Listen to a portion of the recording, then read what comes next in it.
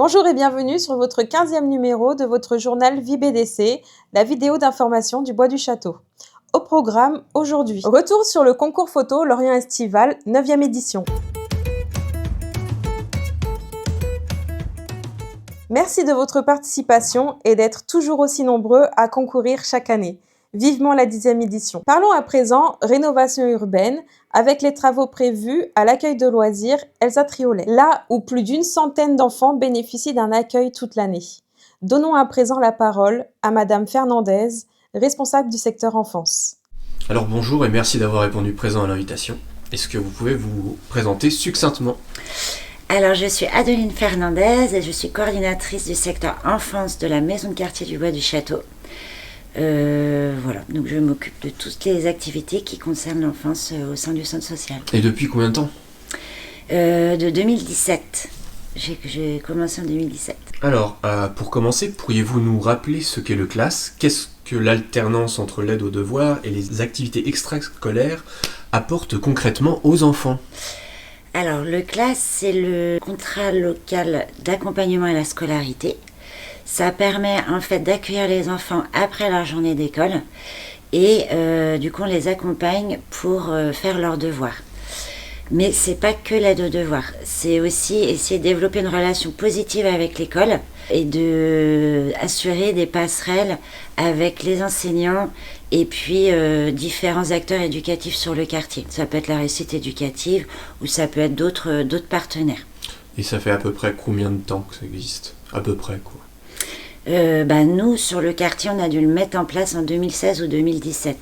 Donc, en complément de l'aide aux devoirs qui est fait par des bénévoles, donc chaque enfant est accompagné individuellement par un bénévole pendant 20 minutes, vraiment pour faire ses devoirs. S'il y a des soucis particuliers, il y a des échanges avec les enseignants pour adapter les devoirs le soir.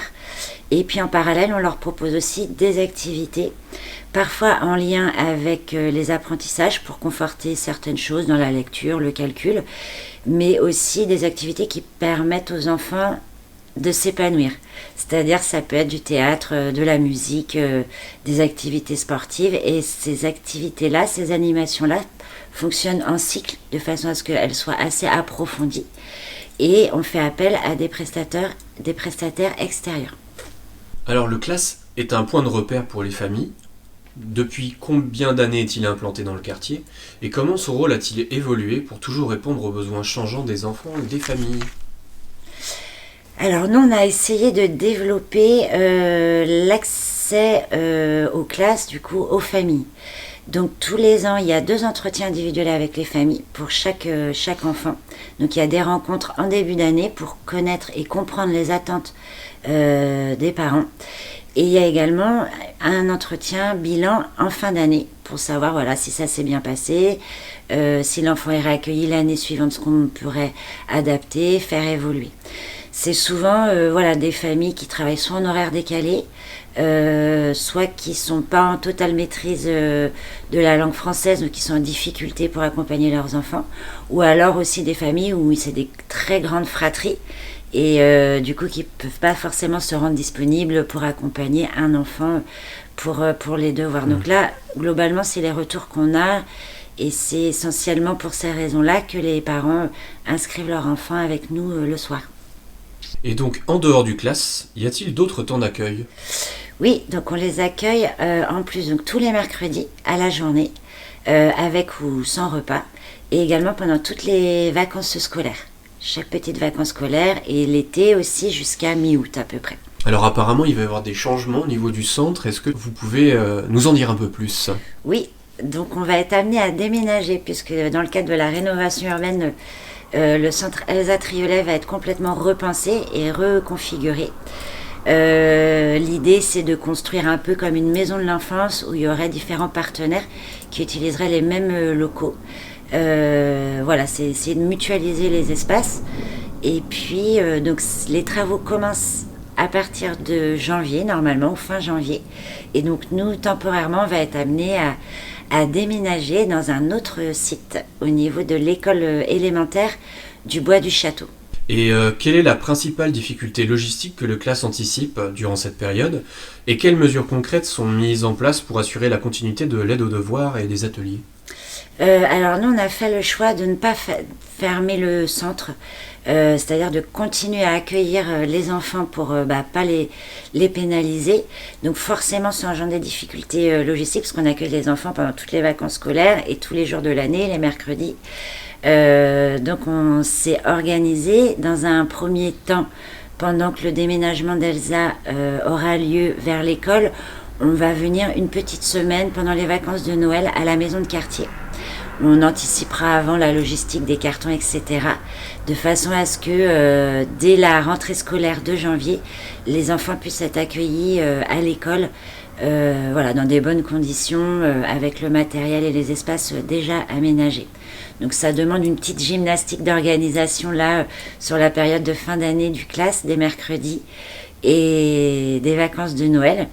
Mais si tout va bien, c'est planifié, ça devrait fonctionner. Et du coup, donc, ces nouveaux aménagements au niveau de l'école, normalement, seraient faits pour minimum 12 à 18 mois.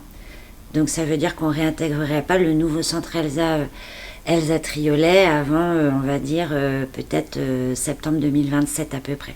Merci beaucoup Adeline pour toutes ces précisions. Parlons à présent bénévolat. Allons à la rencontre de Monsieur Bipia Gabriel, habitant du quartier, bénévole à la maison de quartier. Il est très impliqué dans les activités proposées par la maison de quartier et dans la vie de quartier en général. Alors bonjour et merci d'avoir répondu présent à l'invitation. Est-ce que vous pouvez vous présenter succinctement? Oui, je suis Monsieur Bipia Gabriel. J'ai occupé les fonctions de responsable financier dans 2 entreprises, là où j'étais, disons de Pointe-Noire, une ville du Congo-Brazzaville. Depuis combien de temps habitez-vous le quartier et comment vous êtes-vous rapproché de la maison de quartier? Ça me fait pratiquement 2 ans et demi que je suis là. Donc, comment je me suis rapproché de la maison du quartier, c'est par le touchement de mon fils, qui est ici il y a longtemps déjà. Il a déjà près de 20 ans ici. Donc, quand je suis arrivé pour les problèmes de maladie, dès que j'ai été guéri, je commençais à m'ennuyer. Après, j'ai posé la question à mon fils. Papa, je m'ennuie, vraiment. Moi qui suis habitué à bouger, mais comme ça là. Ça, c'est pendant que j'étais convalescent. Après, il me dit non, mais papa, il n'y a pas de problème. Dès que tout va aller au mieux, je vais te montrer la maison du quartier. Je dis, maison du quartier? Il dit oui.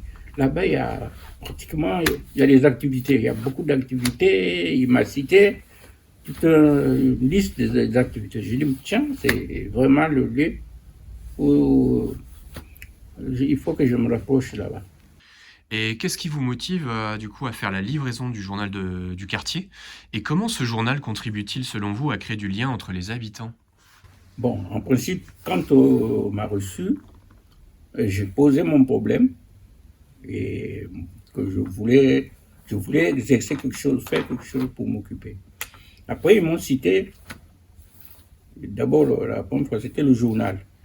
Le journal, la livraison du journal. Moi, comme j'aime bien, d'abord, j'aime bien bouger, et puis je me suis dit, c'est dans le journal qu'on peut transmettre. On peut transmettre, par exemple, dès que quelqu'un reçoit un journal, il y a des infos, des gens qui vont l'intéresser, et puis bon, ça l'occupe encore, et ça lui fait une connaissance en plus. C'est en principe ça qui m'a fait accepter que je dépose les journaux parce que je voulais bouger, au lieu de rester assis, je voulais bouger et puis permettre à des gens de faire la connaissance de la maison du quartier comme moi je l'ai fait. Donc c'était ça. Est-ce que tu peux nous parler un petit peu de ton expérience de la livraison du journal de la maison de quartier? Dans le sens que, est-ce qu'il t'est arrivé de faire des rencontres? En tout cas, à travers la livraison, je me suis fait beaucoup de connaissances.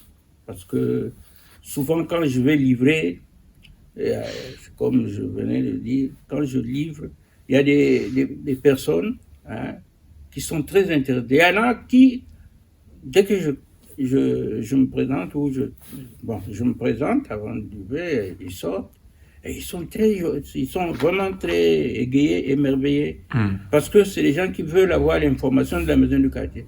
Si on prenons l'exemple des personnes qui fréquentaient la maison du quartier, à un moment donné, ces personnes-là n'ont plus une mobilité, ne peuvent plus se déplacer, donc ils attendent l'information sur place. Comprends? Donc ça, vraiment, voilà une des expériences que j'ai vécues, parce que ces personnes-là, ils attendent impatiemment le journal, parce qu'à travers le journal, ils ont toutes les informations du quartier, les informations même de la ville. Donc ça vraiment pour eux, c'est très important le journal. Alors, en ce qui concerne le jardin partagé, quelle a été votre plus belle surprise ou réussite, ou au contraire la plus grande difficulté depuis que vous participez au jardin partagé? Bon, le jardin partagé, dès que je suis arrivé, d'abord, dès qu'on m'a parlé de ça, j'ai été intéressé.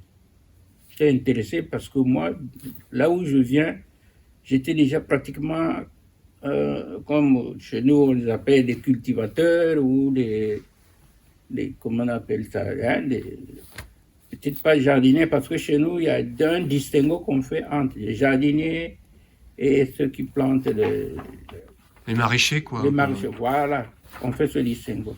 Mais le jardin partagé, dès qu'on m'a parlé de ça, j'ai aimé. Parce que déjà, j'ai fait ça, et j'ai fait ça au pays, là où je viens. Donc, c'est une activité que je voulais vite voir. Et dès que je suis arrivé sur place, bon, j'étais émerveillé, bien sûr. D'abord, l'accueil. J'étais bien accueilli par les collègues que je trouvais sur place. Vraiment, j'étais très bien accueilli. Et pratiquement, quand les gens essaient de faire quelque chose, non, moi, j'étais déjà dans le bain. C'est ça que j'ai aimé. Hein, bon, je trouvais, il y avait beaucoup de cultures. Il y a des cultures que moi, je découvrais. Et chaque fois, je posais la question. Mais ça, c'est quoi ça? Parce que la différence entre là où je viens et les jardins d'ici, les jardins du quartier, c'est par rapport les plantes, les fruits, et tout ça. C'est ça qui diffère par rapport à ce que moi je cultivais là où je viens. Sachant que vous, c'est ça, vous disiez, vous êtes aussi un sportif, et le travail de la terre... Voilà, ouais. Ça c'est très important, parce que c'est pratiquement mon dada, le travail de la terre. Ça ne me fatigue pas. Et surtout qu'on fait à peine, on commence à 10h, on termine à midi. Or que nous, là où je viens, on partait le matin. Bon, ça c'est quand j'allais, parce que moi, comme je vous ai dit tantôt, je travaillais en ville. Mais quand j'allais maintenant m'occuper de mon champ pendant les congés ou les vacances, mais on partait le matin pour revenir le soir. Et ici, on a fait 10h, midi. Donc, si bien que j'ai envie d'y rester. On pourrait presque dire que... continuer à travailler. Ouais, vous aviez deux métiers presque, en fait, non? Comment? Vous aviez deux métiers presque avant. Oui. Ouais. Avant, j'avais... cultivateur, et puis... deux métiers, presque. Et dans la comptabilité aussi. La comptabilité et le travail de la terre. Ouais. L'agriculture, comme on dit couramment. Ouais, c'est ça. Donc, c'est ça. Et quand je suis arrivé, on m'a proposé... Bon, on a parlé de ça, on m'a pas proposé, on a parlé de ça, et aussitôt, j'étais intéressé.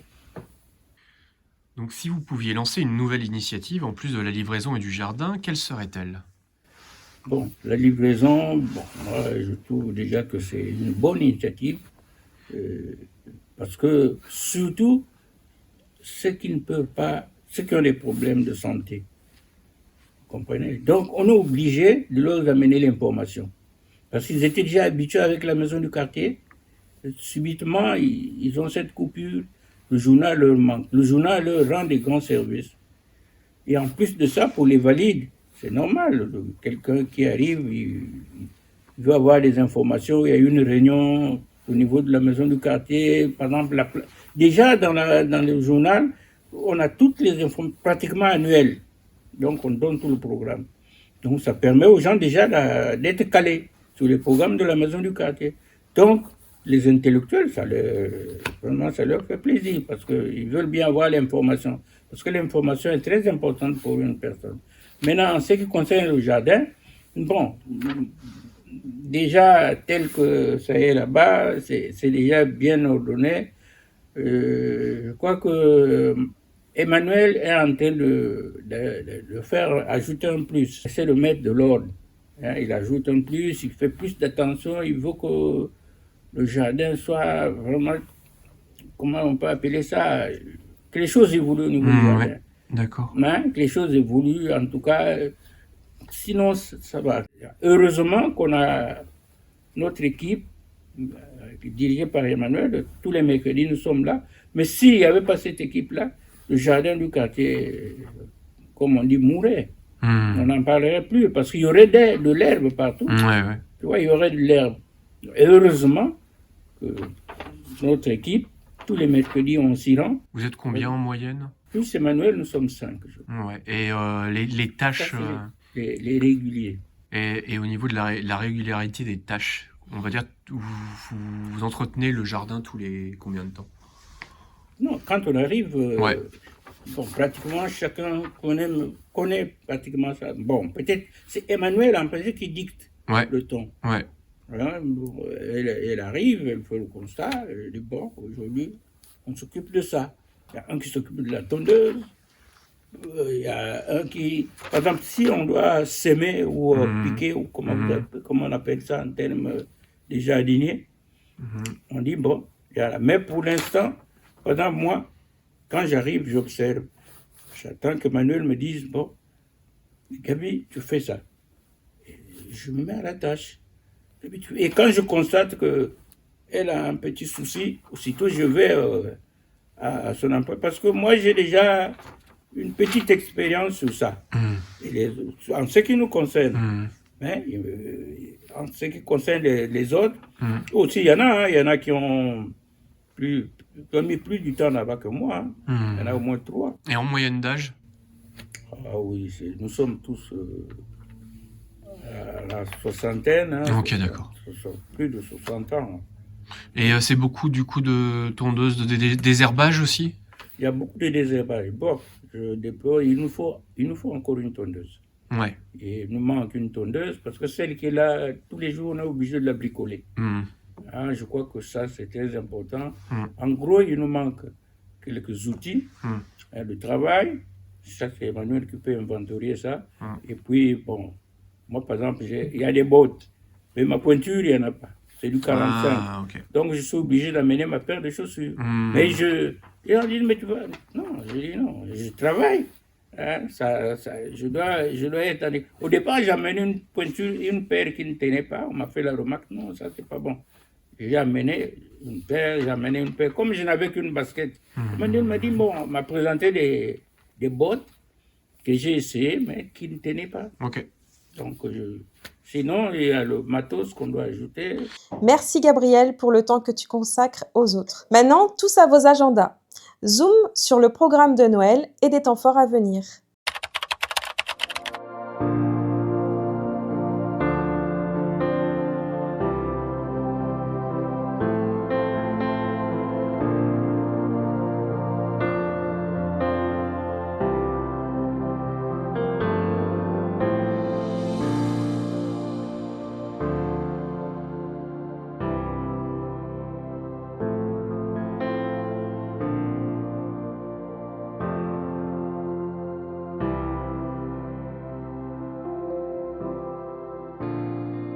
Pour information, la maison de quartier sera fermée du 22 au 26 décembre. Merci d'avoir regardé ce nouveau numéro de votre journal Vie BDC. Passez de très belles fêtes de fin d'année, avec vos proches ou seuls.